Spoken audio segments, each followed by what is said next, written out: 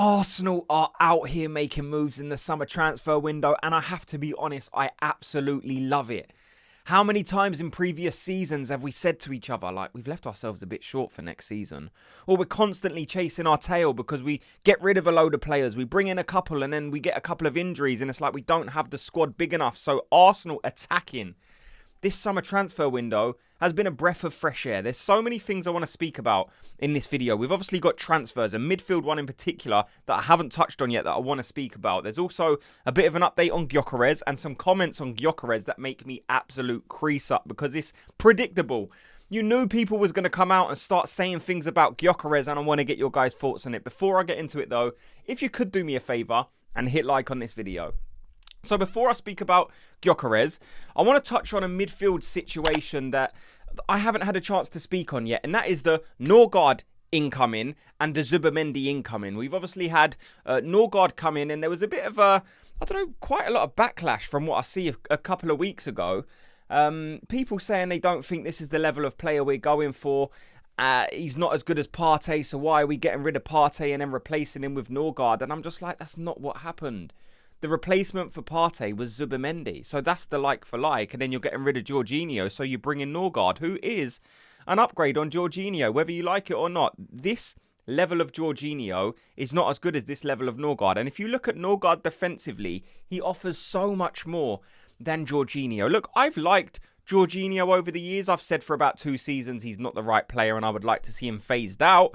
But I don't have a problem with Jorginho, and I don't necessarily have a problem with Noordgaard. The Zubimendi replacing Thomas Partey is the thing that I think has shocked the world. Not necessarily the replacement, because it kind of is a like for like, but it's the fact that the Thomas Partey news come out as soon as he was let go. And like I said, I haven't had a chance to speak to everyone about it yet, so let me know your thoughts on the whole Thomas Partey deal. What did you think when we said we're not going to renew his contract, and then all of a sudden 2 days later all these accusations or statements started coming out? For me, it was kind of like, I don't know, it's kind of reminding me, like, you know, the in-betweeners quote where it's like, I don't know, mate, it's a bit weird. Like, that's all I could say on it. Until more information comes out, I'm not sure. But I want to look at the players, because when Noordgaard and Zubimendi come into the team and it was announced, I heard a lot of people saying they don't score enough goals.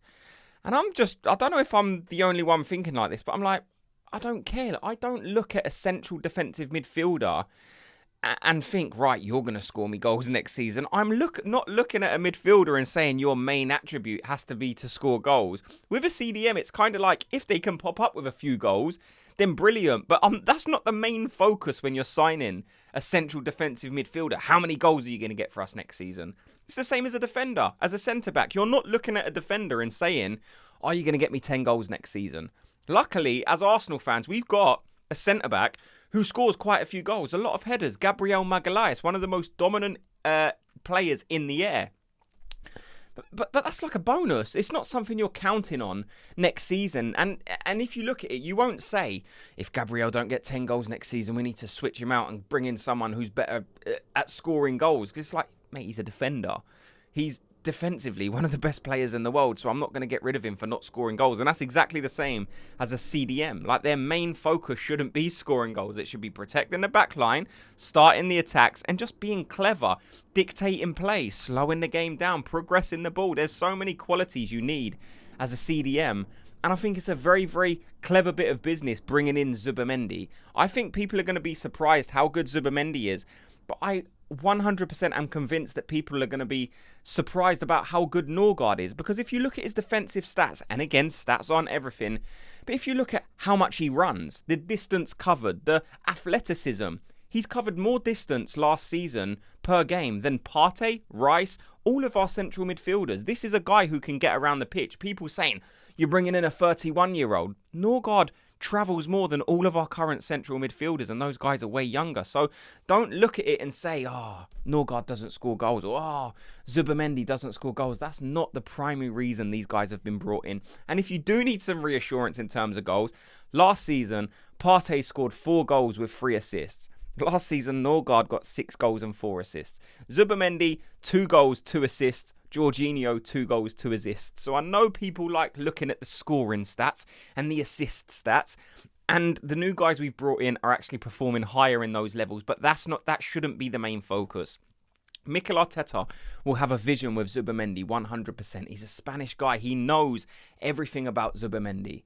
I'm just interested to see what he can do when he comes into the team. Let me know your thoughts on that, but I want to speak about Victor Gyokeres. So there's some nerves out there now that, this deal might be stalling. Arsenal are not able to get this Victor Gyokeres deal over the line, and I don't feel it. Look, this deal will get done. It's just Arsenal and Sporting are currently hashing out those add-ons. Like, Sporting are saying these need to be almost 100% guaranteed. You're getting the player on a cheap enough deal anyway, so these add-ons have to be easily reachable. If he scores 10, 15 goals, we want a £6 million extra. It's going to be Sporting pushing that idea, and it's going to be Arsenal saying, look, we get it. We will give you some achievable add-ons, but there also needs to be a few in there that kind of help us out, that play into our hand. And, let's do one like if Victor Gyokeres wins the Premier League with Arsenal or the Champions League in his first season, then you get an extra 2 million. Arsenal will be trying to structure it that way, and Sporting will be trying to get as easy money as they can. So they should. This deal will get done. I know, like I said, just because it's not been announced yet doesn't mean it won't be. When Arsenal go on that pre-season tour, I'm hoping this Victor Gyokeres will be done.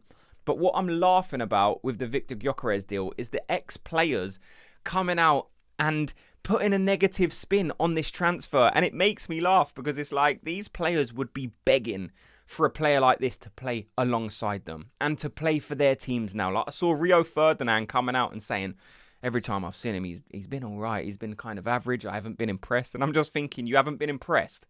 Not impressive. Now, 52 games, 54 goals last season. Not that impressive, is it really? Unbelievable. And Joleen Lescott coming out and saying, I haven't been impressed.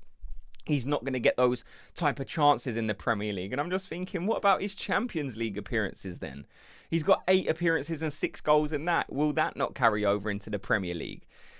It makes me laugh when people are like, oh, he's over in the Portuguese league.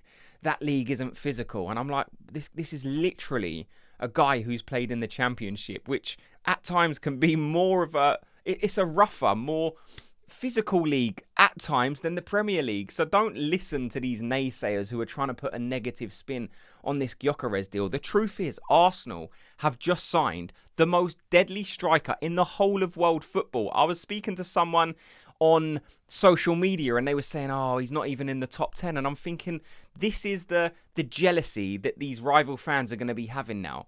Because he's like I said, he scored 54 goals in 52 games. Go look at the best players in the world. Not one player in world football is performing or scoring that level of goals. It's just not happening. And people can push forward the argument of it's in the Portuguese league, but they're going to see it exactly the same in the Premier League next season. This is an unbelievable player with unbelievable attributes that will suit this Arsenal team.